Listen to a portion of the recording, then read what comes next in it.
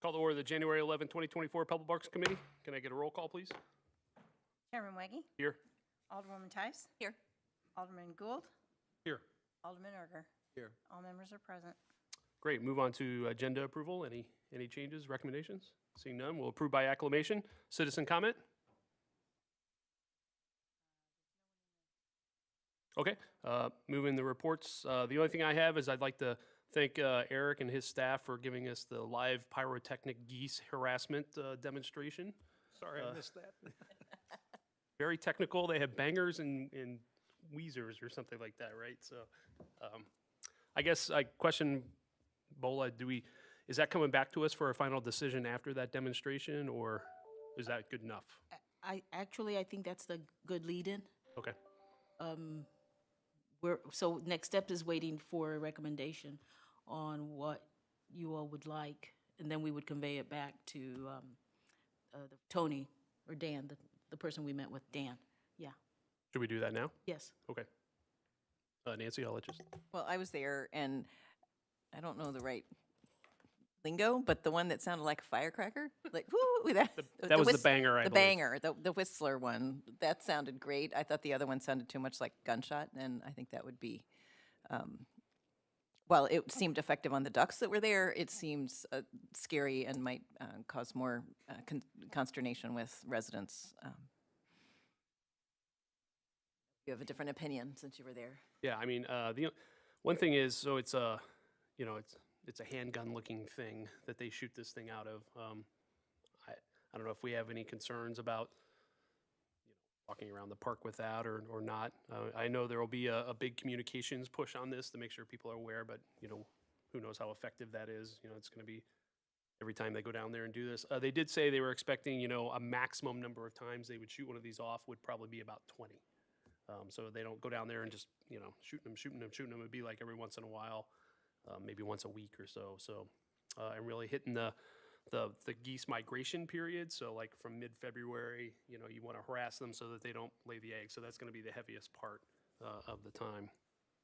Well, and I was also, I liked that the Dan from USDA was indicated he would wear reflective clothing, so it looked like he wasn't just a person in the park, but that he was actually sort of an official-looking person with this device that definitely looks like a gun. So.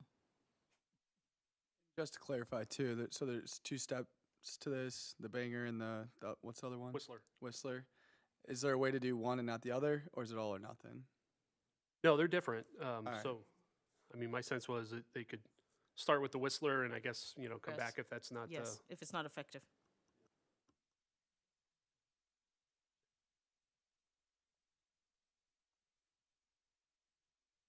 Yeah, they are two separate, I guess, noises, and the Whistler is one that Dan recommended to begin with. He was afraid that the banger would be a little bit too much like a gunshot already, especially in a park. He says it's good for the airport, places where it's a little bit more secure, but his recommendation was the Whistler. Okay. So Nancy, you think that's? I think the Whistler is great. Yeah. I'll tell you. I mean, it's a bottle rocket, so Yep. it's not. I wonder wasn't how much you there. could even I mean, hear it I outside. kind of expected to hear that's what it was going to be, that a whistler that doesn't explode type of thing. And I think if that's what it was, then I'd say I'm comfortable with that as well. Okay. Need a motion to that effect?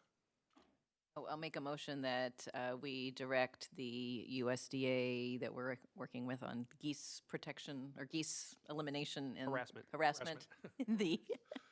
in Brentwood Park to use the Whistler Second. technology. I don't know what the right. All right. Any other comments, discussion? All those in favor, say aye. Aye. Aye. Anyone opposed? Great. That's all I had. Alderwoman Parker Tice, No report? Alderman Gould, No report. Alderman Erger. No report. All right. Moving to department reports. Public Works.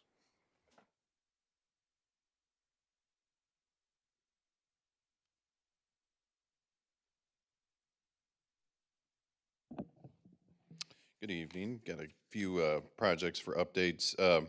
Russell Avenue, the GRG connector part B. I don't know if you've been down on Russell. It's probably a little bit more than 50% done. So the sidewalks are still being poured. The driveways are still being constructed. Not sure for how much longer with the weather coming in. And I know next week, if it's as cold as what they say, then there's going to be no work on those days. The Gershenson started the saw cutting on the east side. We did have our progress meeting this week. Bi-State/Metro attended as well, so they're aware of what we're doing near their property.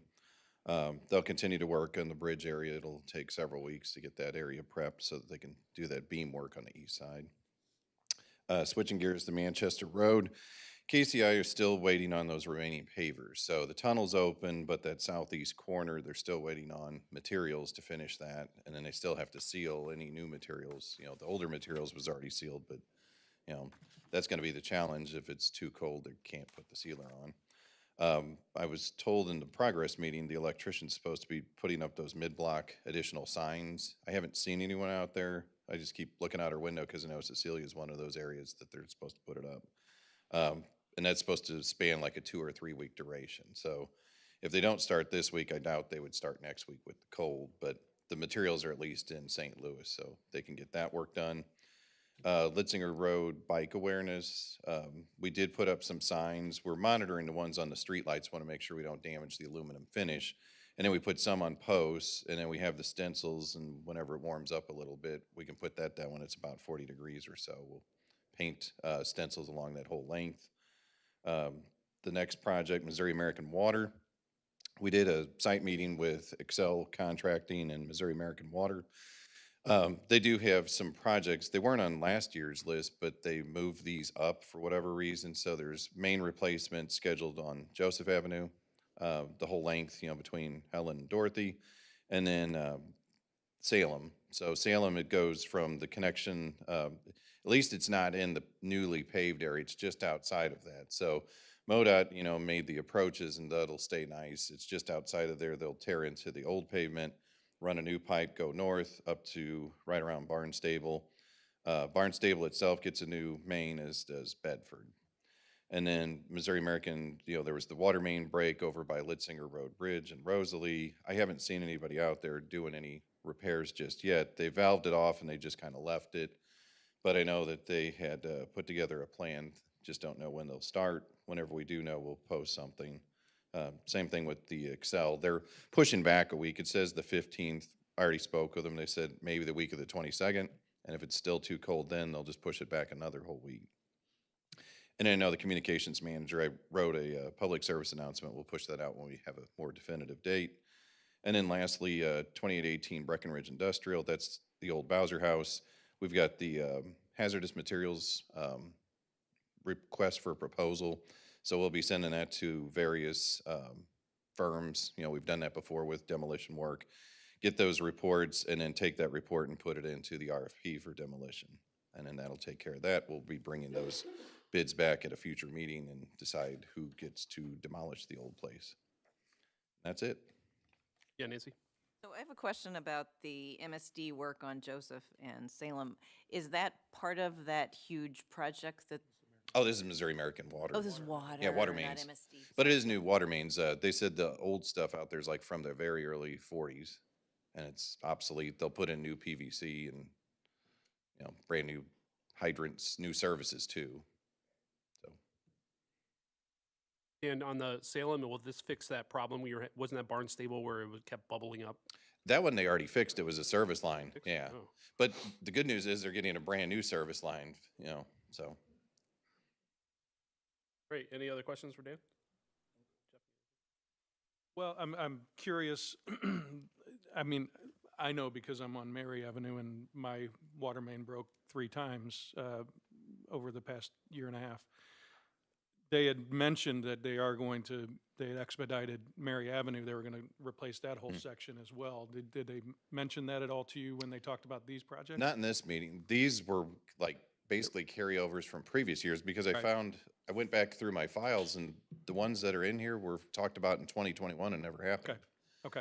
So we can ask them. We've got contacts now that are with their obsolete main replacement.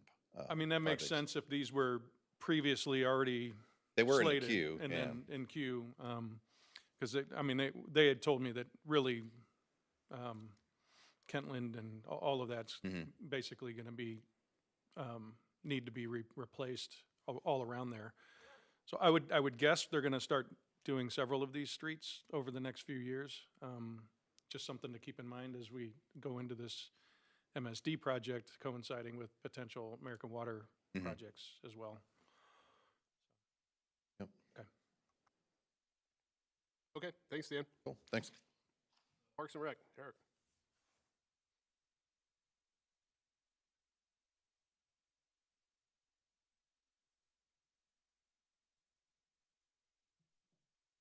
All right, we're going to start off with a quick presentation about the Brentwood Wetland Arboretum. We have Stacy from the Deer Creek Watershed Alliance here. It is her birthday. She's choosing to stay here with us. And then Ted and Scott from SWT. So Stacy's going to start off, and then Ted and Scott are going to come up. Hello and Happy New Year, everyone. We saw you last November, and at that time, SWT presented the design at 50% completion for the wetland project. Since then, it has evolved, and so they will be sharing with you now a more final version of the design. We're still working out a few last remaining details on that in hopes of getting that out along with a request for bids very soon. But since you've seen the design at 50% completion, it has been vetted through the Deer Creek Watershed Alliance Technical Advisory Group, as well as multiple key partner and funder meetings. And so when you saw the design back last November, last year, there was talk of doing like a more phased approach where we focused on tree establishment and planted turf that could easily be mowed around those trees during the tree establishment phase. And so what was decided by multiple key partners and funders is that they would like to strategically work on the removal of the invasives and planting native forbs and grasses along with those trees during the tree establishment. And so the tree establishment was looking at a 5 to 10 year phase. Now we're looking at more of a 3 to 5 year phased approach, and also working heavily on removing the invasives and going ahead and getting those natives established as well, which will take time because the seeding would happen this fall, and then you'd be checking for germination next spring, and they wouldn't be very large during the first few years. And so it will take years for the native plants to establish from a seeding. And so now we're looking at taking that approach instead, based on the feedback we've received, and seeking additional funding through our collaboration with all the partners through the Alliance and with City of Brentwood. Yeah. Okay. Great, thanks.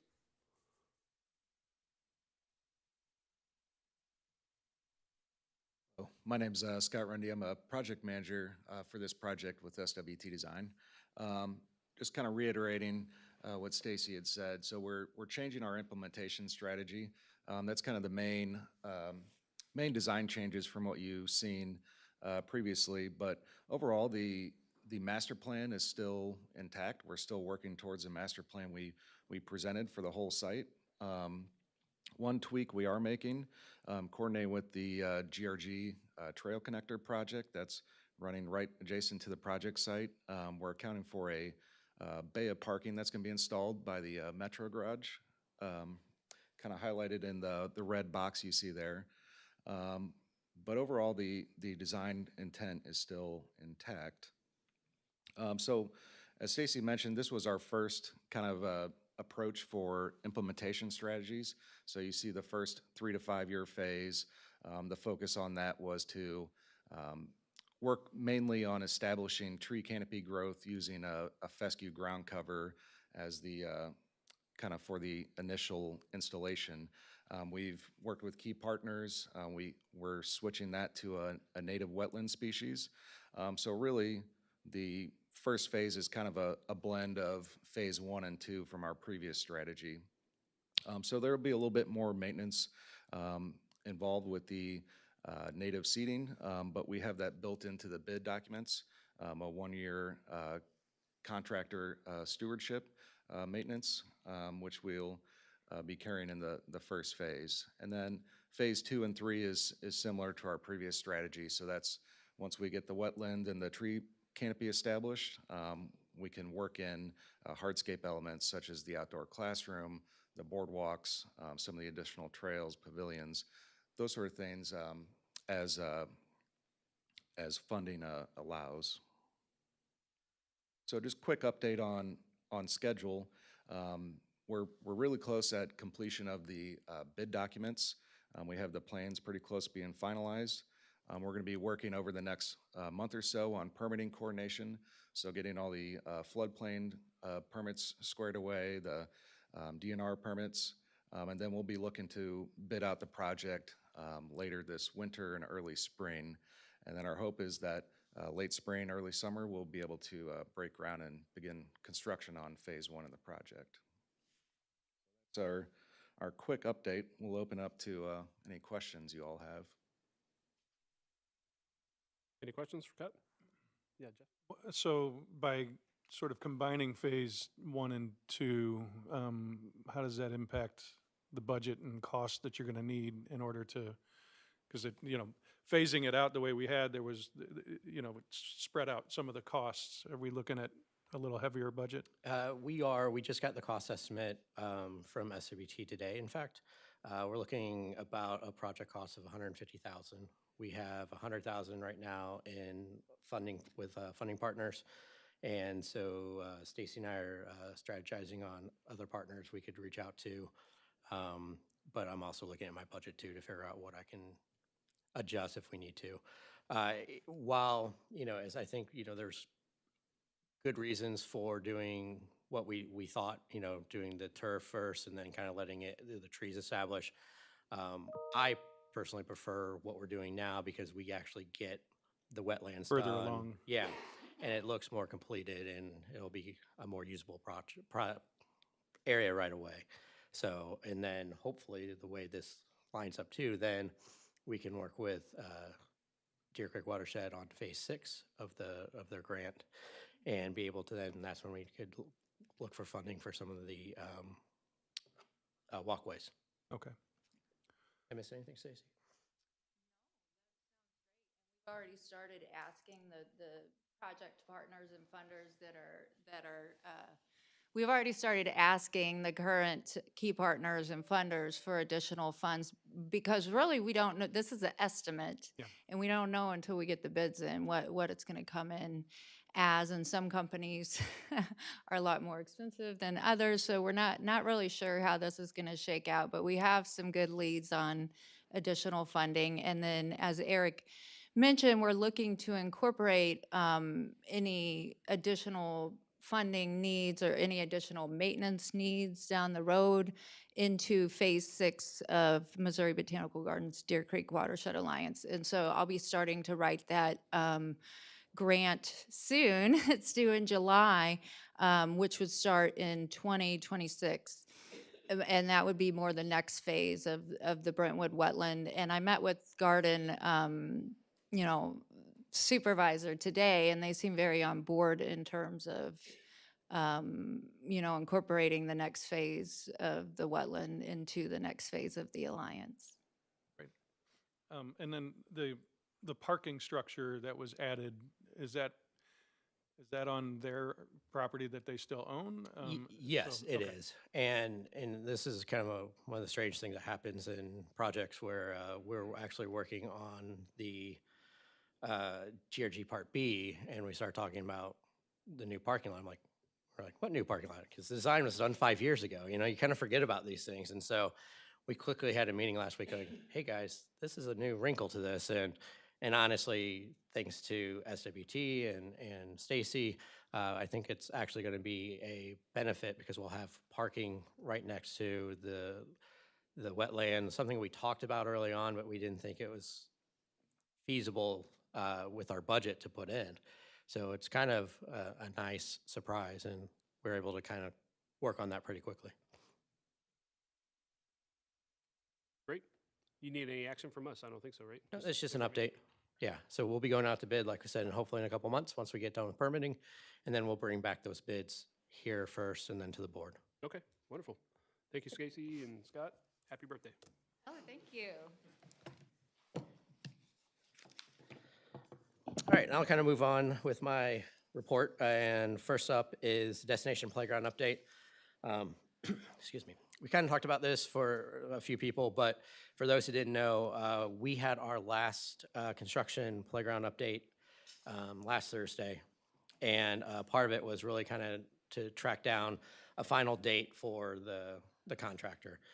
Substantial completion was scheduled to be end of January, and with a ribbon cutting in January, and then they'd be focusing on landscaping and some other things with then a grand opening in March or April. And part of that was they thought in January they're going to take down all the big fencing around the project. And once you take down that fencing, kids and parents are going to get in there. So that was part of the reason why if we're going to do it, we have to open it. Talking to them, they are a little bit behind. The weather the last few weeks has been hurting, and more than anything else, the intricacies of the water feature has slowed them down. Now they're doing great work, and if we take out for another tour, I mean, we have boulders being set into the concrete, and it looks beautiful. It's going to look great. We got the names, the Shady Creek and Deer Creek and Black Creek in together, and all that looks wonderful. So it's good that that they're doing great work. So we're happy about that. But basically, they said that really, if they could still open the end of January, but they'd still be having heavy equipment on the site, moving dirt, still doing grading, still finishing up some of that concrete work. So we kind of talked, and we really thought the best thing to do is keep the fencing up, let them get most everything done, which would be end of March, early April, and then really do a grand opening. And then looking at the calendar, we had spring break followed by Easter, and then so really April 6th seemed like a good date. So 10 a.m. on April 6th is going to be the grand opening of the Destination Playground. And we're already working on communication and also working on an event. So we'll be excited. It won't be as big as the grand opening of the park because honestly, the playground is the feature. So we'll do ribbon cutting, we'll do some speeches, hopefully, and then we'll let the kids go crazy and we'll have a lot of fun. So we're really looking forward to that. Then next is Brentwood Days. So we have advertised RFP for the drone show. That has gone out. I've already talked to 3 different companies now. I got a third one since I've written this. Everyone's real excited. They're working on the RFP, so they'll be submitting that February 21st, and then I'll bring that to the March Public Works meeting, and then hopefully go to the board for approval in March or April. So we're moving on that. I am still working on the RFP for the carnival rides. I got some good examples of different ones about how the city can even set up pricing for wristbands and how that affects the overall pricing. So I'm looking into those examples and really crafting one that hopefully will be a good RFP for us. And my hope is get that out end of this week, early next week. The last thing is that when we talked about it, the Board of Aldermen really didn't talk about the revisioning of the craft area. I just want to make sure we're still okay with kind of revisioning that and doing something different than having crafts. We'll still have food, we'll still have our drink vendors, but do something different in that middle. Yeah, Nancy? Yes, we had a board meeting 2 nights ago, and I brought up some of the changes that were being made, and we had different people from the last meeting, and they were definitely in agreement for doing something other than the craft booths. They felt like that they weren't local Brentwood people anymore, and there was good support for this. So I would, at least from my perspective, I think the changes you were talking about sound great to me. Great. Yeah, I agree. I think that the reason maybe it wasn't in the motion was because it probably wasn't an RFP Right, exactly. type of request. But we in our last ward meeting that we had people that were very interested in it. Again, only raised some issues with things like axe throwing and drinking and all of that. But Yep. I know you got that all worked out. So Not saying we'll have axe throwing, but just something, Right, something different. no, but I think it'd be great to reimagine it since we're reimagining so much of it already. So. Next is master plan update. Just kind of let you know where we're at. The community survey was mailed out in December. I was talking to SWT just before the meeting, and we sent out 2,000 surveys because ETC expects a 15% return rate, and that gets them to their 300 that we need to be statistically significant. And so that's kind of what we're doing right now. And as of Monday, we had 271 surveys. Our contact with ETC has been out traveling all week, so we weren't able to kind of get any more information about how many had started or, if there's any more data that you'd asked for Alderman Gould. So I'm hoping to get that information as quickly as possible. But then also once they do that, they're currently preparing their analysis report. And then once the ETC's had a chance to analyze the surveys and give us kind of a rough draft, then we're looking to schedule a meeting with the board to kind of talk about what we've heard, not only in the survey, but from all the other things, all the other community engagement that we've had, and then also talk to the board at that time about some of your priorities in the master plan. So that will be either late February or early March. We talked about that this morning. So it'll be one of those hopeful meetings, and I'll talk to Bull a little bit more about trying to set that up with the board. And then the ice rink resurfacer is one of our capital projects for this year. And again, I think we mentioned this during the budget process, is right now an ice resurfacer, they're about a 16-month lead time. And you have to put down at least, I think it's like a 15% deposit to get them to start fabricating the machine. So we have that bid out right now. Hopefully we'll have bids back by the end of this month and be able to bring those to you guys in February.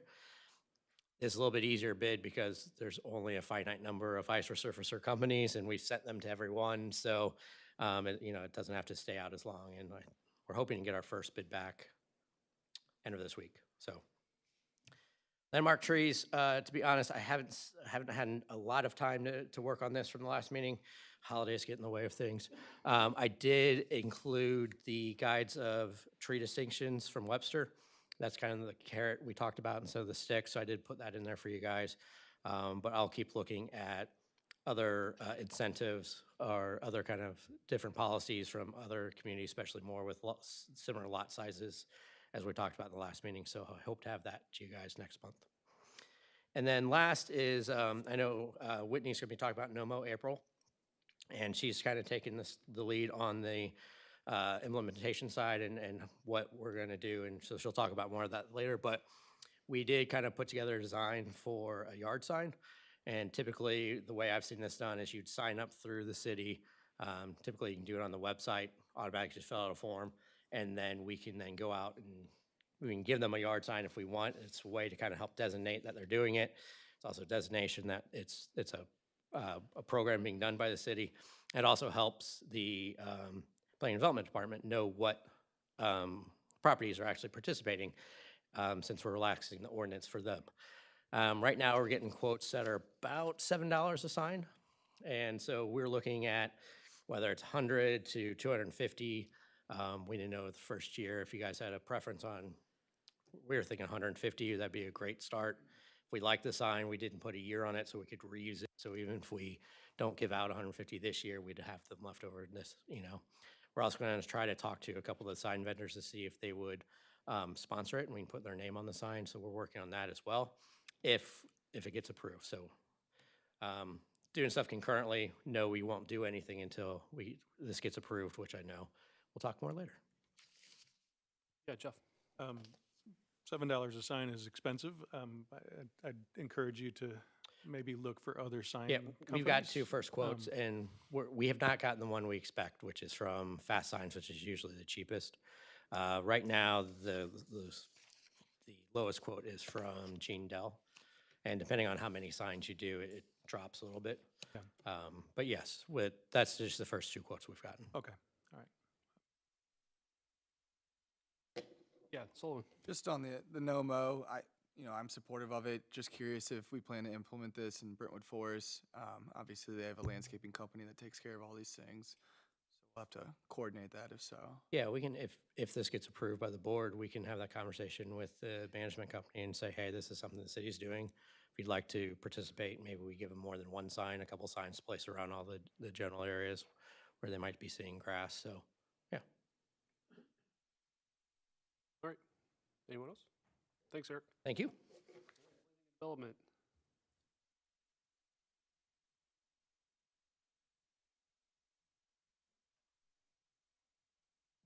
Good evening.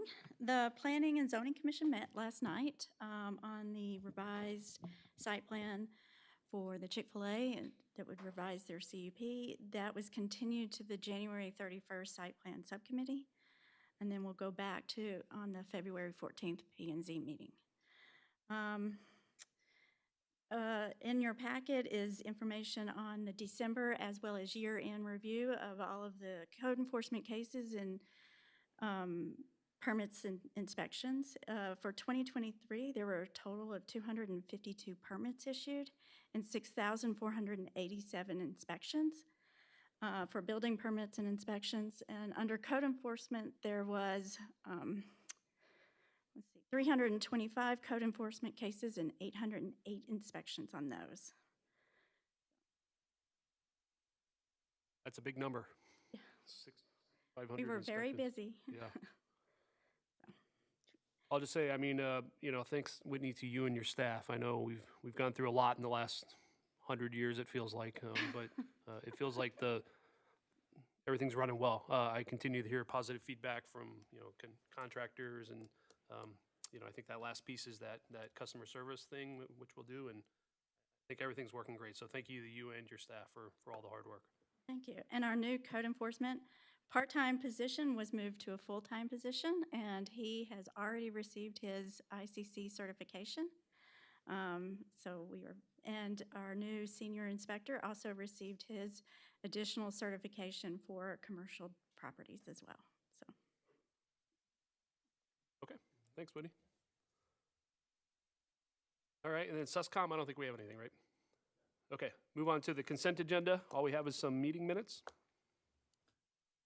To approve this consent agenda? Comments are, all right. All those in favor, say aye. Aye. Anyone opposed?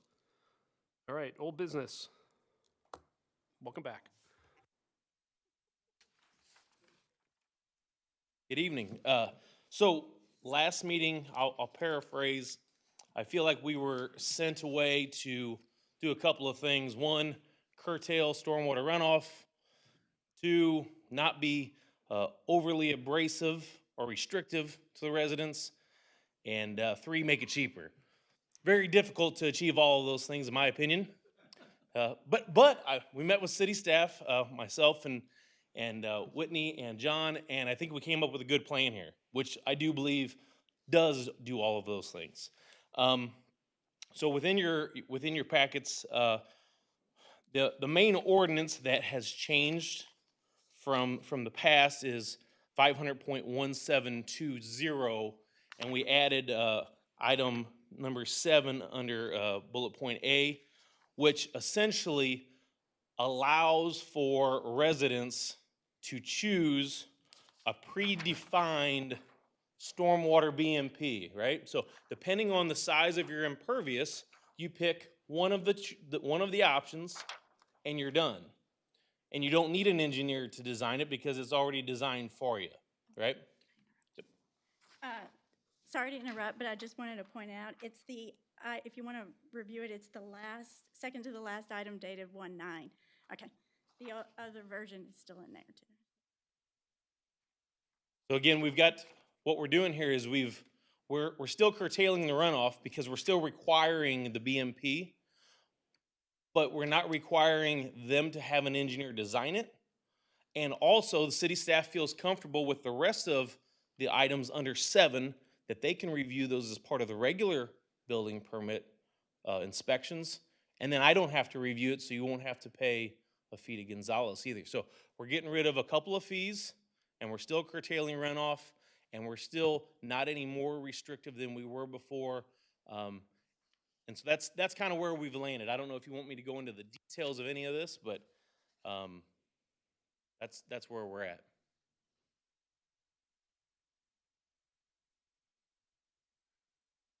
Just to clarify also, this would require revising the Table A ordinance, which I've also included in your packet.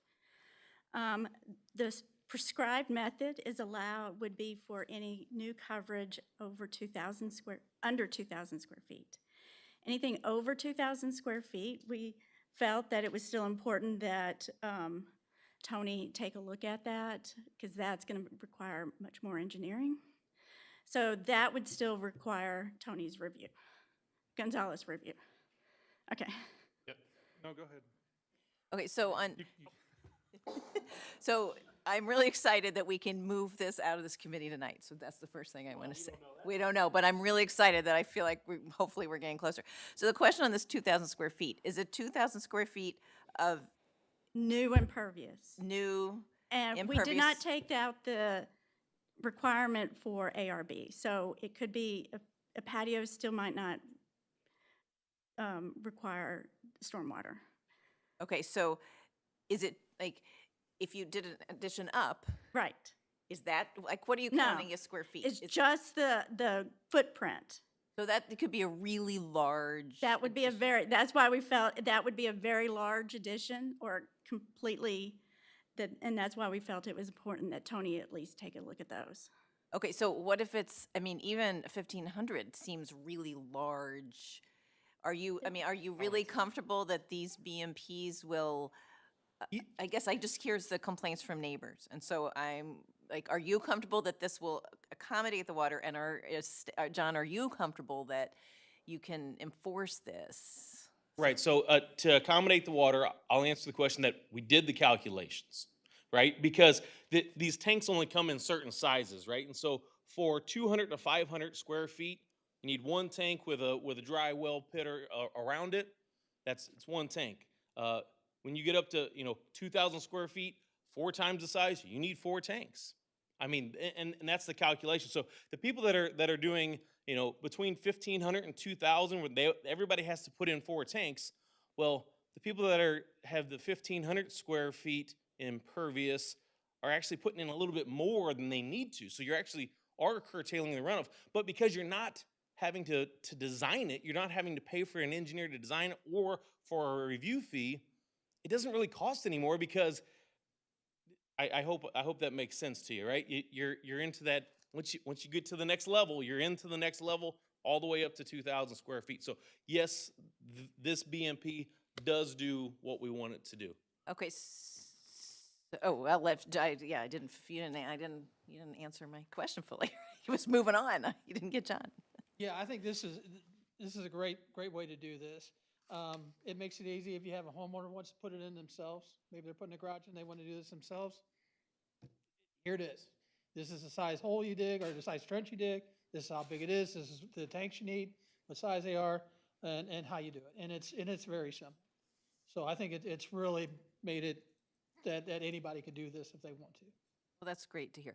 So then my next question is, what if somebody did an addition and they did a water runoff survey, and for whatever reason their yard was really large or it wasn't going to run off, and could they do a study and then come back and do some of the other things on the BMP that might not be these gravel wells? Like, it seemed that there were ways to handle it other than these wells. So are we requiring everybody to use these? No, we're not requiring everybody to use them. If you want me to review your calculations that your engineer did, then that's still an option. Okay, so that we're not precluding that. So somebody could still do the plants that would absorb things, or just different. Correct. You just have you'd to pay have to pay for that. Okay. So I guess that's the question that I had. So if somebody's putting something in and they are putting in a vegetative berm, or whatever it's called, vegetative filter strip or a berm, and they're following all the other downspouts, the discharge ordinances and everything else, because it's maybe not that impervious of it's over 200, but it's not excessive, right? Are you then saying that you wouldn't allow that review and say, okay, yeah, the location of where your addition is, it's, and you are putting in, say, a vegetative berm or something like that, you would also require them to put in one of these BMPs, or no? No, they wouldn't have to put in one of these BMPs, but they would have to have an engineer provide the calculations Okay. and then they apply for the permit so that we could then review it. But that would then go, the cost of that would then go on the permit fees before. So within that 200 to 2,000. That is a good question. I had put it, we would have, so if they're meeting the prescribed, we would have them still submit for a stormwater infill development permit. It would just be reviewed at staff level, and it would be simply the same permit fees as building permits. Anything over 2,000 or I think review method by other methods or over 2,100 square feet. We did leave that, we just had that at 1,000. We can certainly change that. No, I guess what I'm asking is if somebody has engineering done and they can say, look, I'm putting in a rain garden or I'm putting in a vegetative filter strip or adding a berm because it will keep the runoff onto my property and won't go onto somebody else's. Is that something that our internal staff is able to review, or is that something that then they would have to pay $1,000 for, Gonzalez to look at it? Because it seems to me that that's kind of the issue that if it's a relatively small project, they're either digging a big hole and putting something in that's more engineering than they need, or they're going to have to pay an engineer like you to say, yeah, all you need to do is put a mound of a berm here and a little ditch and you're fine. I mean, that seems kind of, you're still making the people who want to do more modest projects, you're making them jump through hoops and pay more money for something. I just want to make sure that that's clear. You've got a lot of different BMPs in your guidance document. I could do one of these for every single different type of BMP. To be honest with you, I could. We tried to make it simple. Use this or pay. Again, if we want to do this uniform sizing document for other BMPs, that's not impossible. And what are the costs for these, like approximately what are the costs for putting in a well like this? One dry well, if you purchase it, I looked online, I think it was $200. Okay. So it's $200 plus the cost of installation. You're going to dig a 4x6 pit and you're going to dump some rock in it. So, I mean, it's. Okay. So even if it is over engineering something that maybe somebody doesn't necessarily need, it's not cost prohibitive to the project. And that was the biggest concern that at least I had on this is I'm putting in let's say I'm putting on a 250 square foot patio addition, not real, or an addition to the house. And I've got a fairly large yard where the water's probably not running off anyway. I had an issue with having to spend $10,000 on engineering when that cost is probably more than the cost of the construction, so. That was something that I ran into when I first started here.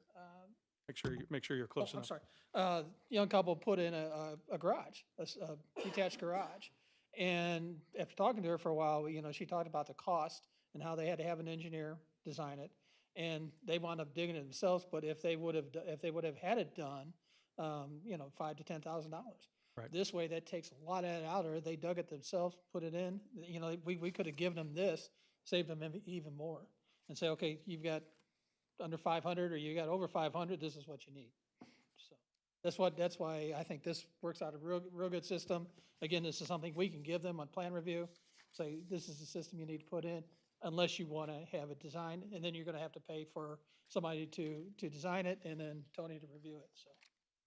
Yeah, no, and I guess what I was getting at was I was wondering what the cost was this versus, say, digging out a rain garden or adding a vegetative berm. It's probably similar. You got material that you're bringing in, you're digging things out, you're probably a couple $100 on plants.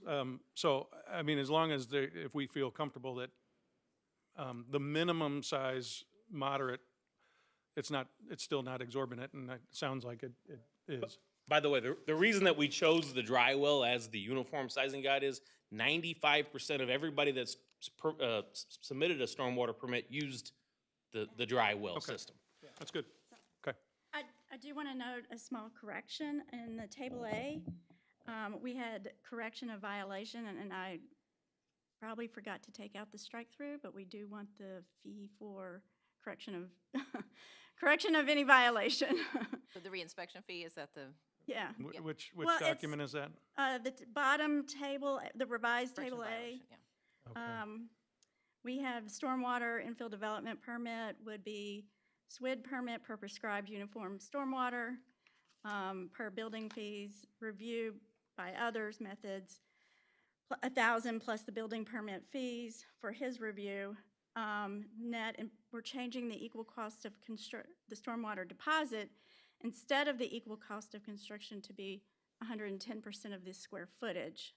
That's why it's much easier, because if someone's doing it on their own, I'm like, well, how would I know how much it's going to cost? I'm just going to go buy it and dig it. So the deposit is returned, and then we had proposed a correction of violation, and I think I forgot that there was a strike-through on there, that cell. So, but it's $100, and if we have to go in and correct it how much it cost us to do in addition. So.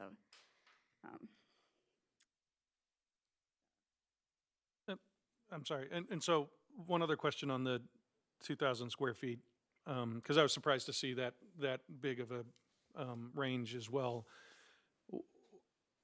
From a non-pervious surface standpoint, when we have a new build, new construction, and I guess when we have a tear down and a new construction, is the existing home factored in as existing, and then any addition? So I mean, again, that's a 2,000 square foot space plus whatever that's a huge house.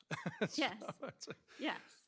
But I guess We do- the answer is these existing BMPs will accommodate that. We do have a couple of vacant lots, so this would apply to the new homes. So most new homes are over 2,000 square feet non-pervious. That's what I was going to say. Not really. If it's the ground floor, may not be. Right. But I'm just saying, if there's vacant lot, you would definitely have to do a stormwater to accommodate all of that. Okay. If it's a tear down rebuild, they do take into account the existing site coverage. Okay. I mean.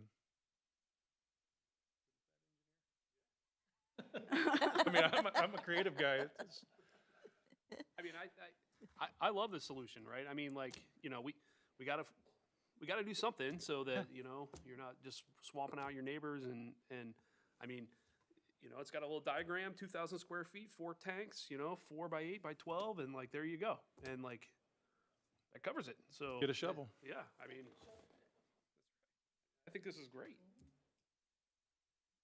I do. I appreciate you guys going back to the drawing board with this and really beating it up a little bit more, because it was important to get it right and find a solution that allows residents to do what they want to do, but, you know, not be being hit up with over and above charges. So I think giving them guidance on how we want it done is good. So. And I'm not worried, even if they're oversized tanks a little bit, you know, it's not going to add a lot of cost, and it'll just help the overall.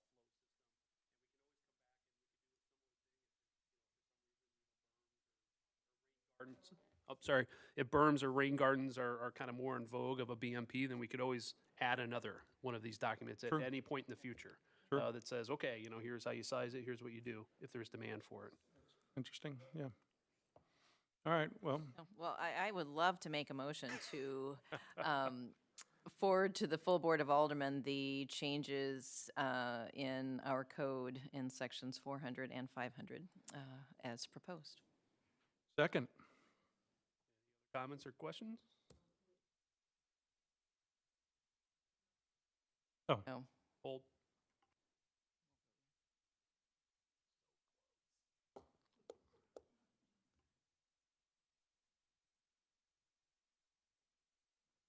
Okay.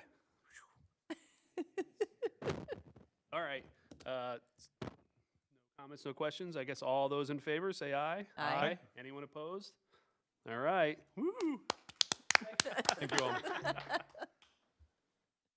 Fair warning, Tony cannot join us for the next evening, so when this does go to the board, we may have to go. Yeah. It will be John and I trying to present this, so. You guys got it? I feel like we're all experts in it now. Yeah, I think the amount of times we've talked about it, we could probably present it. All right, we'll go in the new business. No Mo April. So I was working with Eric on the development of an ordinance. And so I wanted to bring a couple of questions to you before I fully propose anything.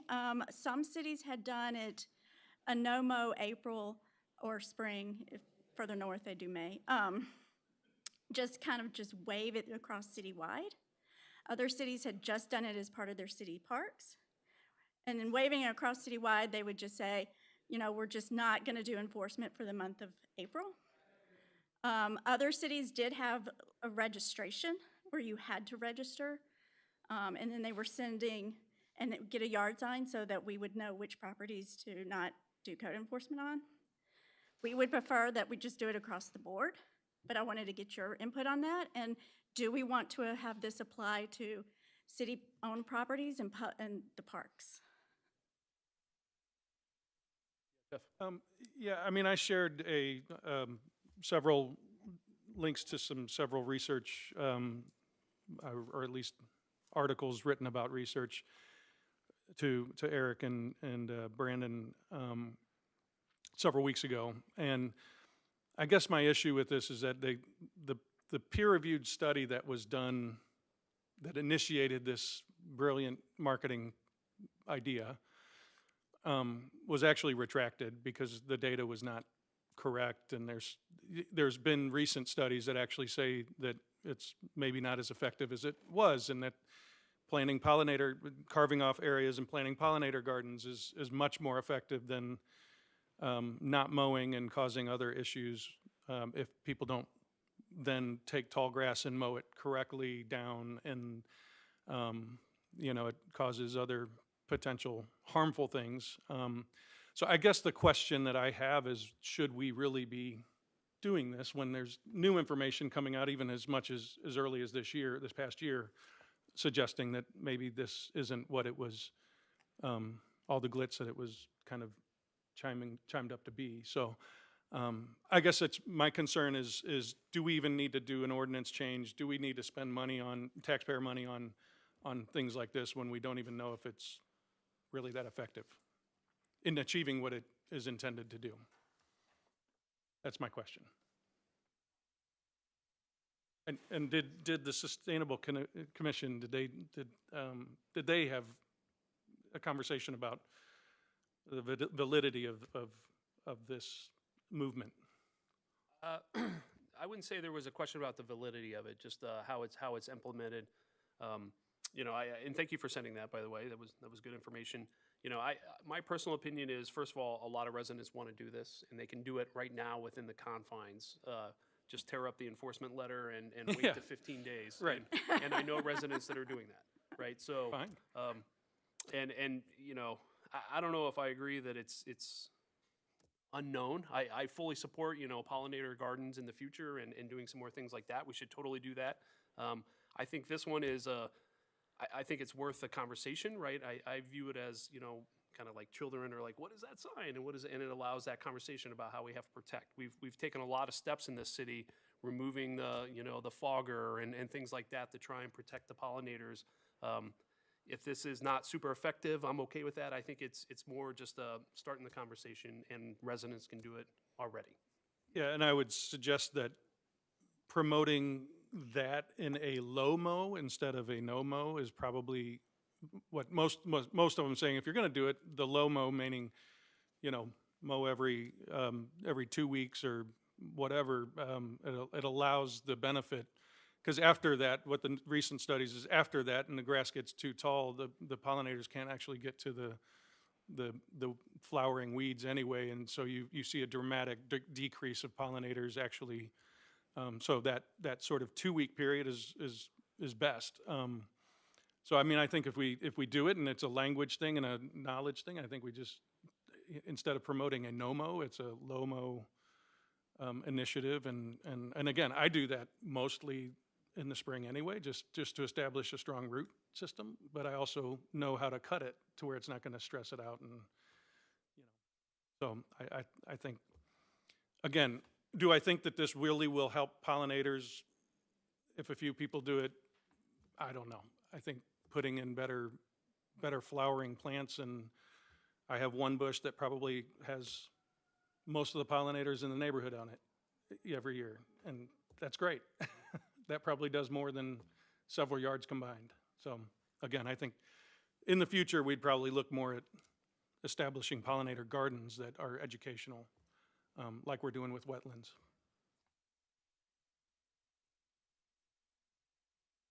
I'm not sure I have an opinion on this because I haven't read this new research. It seems, having not read the research that Alderman Gould is talking about, it seems like a great project and something that came out unanimously out of the Sustainability Commission. So in that respect, I feel like we ought to move forward. Not, a lot of other people are doing it too. So it just, I think the harder piece is the signage, and that there's a cost to the signage. Yeah, So it's one thing if agree. we did it this year, and then all of a sudden we're like, okay, yeah, like there are a lot of, all this new research is coming out, and there are different ways to be more effective. But if we spend money on signage, it's, that seems to be the piece that is a little harder. But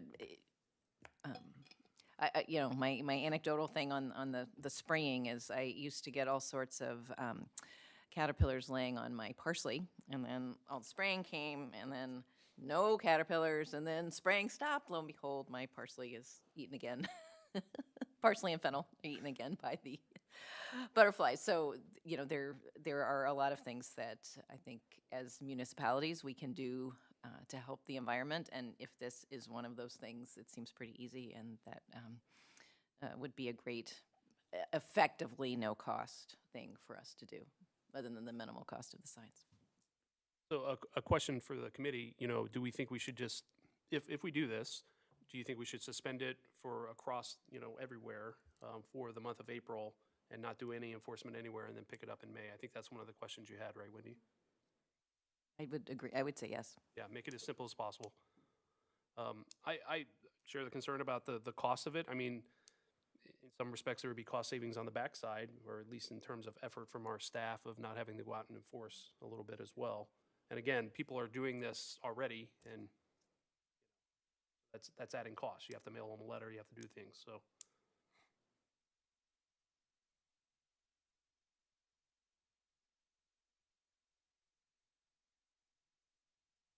So I think you're looking for a motion. Yeah. Or some direction of, like, I could come back with the draft ordinance, but, Maybe want to do some more research in the meantime. I haven't gotten to read any studies or done much Yeah, I mean, research. I would say that I didn't want to send it to, obviously, because don't want to violate open meetings or anything like that. I just sent it to the chair and Eric at the time. But, I guess if you want, they could, I'm comfortable if that's added to this business item for you all to see. What I would propose on that, I think that's a great idea, and we can include that when it goes to the big board, whatever does go. I'm happy to take that back to SUSCOM as well to get their opinion on it. I would say, I mean, this is a recommendation coming out of SUSCOM, and the idea there is that those are engaged citizens that are aware. I don't think this committee is going to figure out, No. I mean, and I look, it sounds great, and so it's one of those that you can easily just say, you know what, hey, that sounds awesome. Who doesn't want to help the bees, right? Or the butterflies. But I think when you start to really get into it, some of these places that have done it have actually said that it's not that effective. And so I have an issue with the city kind of getting behind things that maybe is, promoting something that's really not that effective. Even though it's like, oh, no big deal. It doesn't matter if somebody does it or doesn't. It just seems kind of, why are we doing it then? If we're going to spend taxpayer money on doing ordinance changes and signs and relaxing, changing how staff does things, it better be on something that we can prove is effective. And I think the latest research is suggesting that maybe it's not. So again, sounds great. It has a great slogan. As from a marketing standpoint, they've done an amazing job. That's not why we do ordinance changes, in my opinion. So. Okay, so I would like to suggest that we direct Whitney to write an ordinance that has this across the city, no enforcement for the month of April. And in the meantime, ask Suscom to look at what Alderman Gould had. And there's research in all of these referencing. So it's one of those things, there's a lot of research. It's the same thing if somebody gets ill and you have cancer, there's a lot of research. Right. You can do this or you can do that, and what do you do? So I think we should ask Suscom to really spend some time discussing this, and then we can bring it back maybe both of those things could happen, but for our next meeting next month, and then that would have time to pass the ordinance and get signs printed if we decide to do it. So, May I interject? If it's across the board, would you need signs then? So that would be a savings. It could be just one sign that we put it in a prominent location throughout the city and say the city in the month of April are doing this. So it could save money, just a thought. Yeah, it could be also, if people want a sign, they can pay for it, right? I mean, $10, go get one from the rec center. I think that's how Webster does it, actually. I don't know. Maybe I'm wrong about that. Didn't see that on their website. Okay.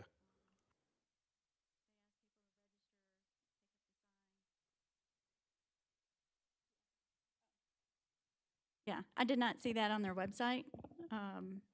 Maybe I'm wrong They about just that. have a register. They just didn't mention a cost because it's closed right now, but they haven't picked it back up for April 24, so.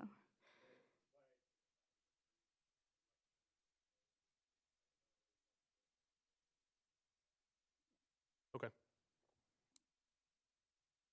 And they would send out to those properties that registered, they would send out like, here's how to, if it gets too tall, how to best mow your yard after that. They did send out those notices to the properties that registered. Yeah, and I guess that's the concern that I have. I mean, I've witnessed how we can sometimes, just set a mower deck and blow through some of our parkland area and mow it down really, really short. I mean, if our parks get pretty tall, then, the department's gonna have to take that down so we don't stress it out and cause, other bare areas that then need to require special maintenance for reestablishing things later. I mean, I think that's. We can work with the Parks Department. I know in some cities, they excluded from the no-mow of the areas for sports that needed the lower grass. Well, yeah, So we would. for sure. Yeah, we would write that in there. Elsewhere, Softball would not be fun with. Yeah, I'm curious about sustainability commissions, if they've seen some of the recent stuff and how they feel about it. And again, the idea of no-mow versus a low-mow policy, I think we should think about that. All right, so I think Nancy kind of had a motion there. Okay. Was it clear that everybody kind of what that was? clear? No. So that we're going to ask, we're asking Whitney to draft an ordinance in conjunction with the Parks Department, I'll add that, about no-mow April, and that it would be citywide and not only homes with the signs. And then we're asking the SUSCOM to take up this issue and the additional research that Alderman Gould found at their meeting, and then we'll discuss it again next month. Is that coming back to this committee? Right, yeah, we'll Okay. discuss it again next Okay. month, yeah. Okay. Yeah. Okay. Any other comments or questions about that? All those in favor of doing that, say aye. Aye. Anyone opposed? Great. All righty. I think that leads us to citizen comment. No one online. Okay. Seeing no new business, this meeting's adjourned. Thanks, everybody.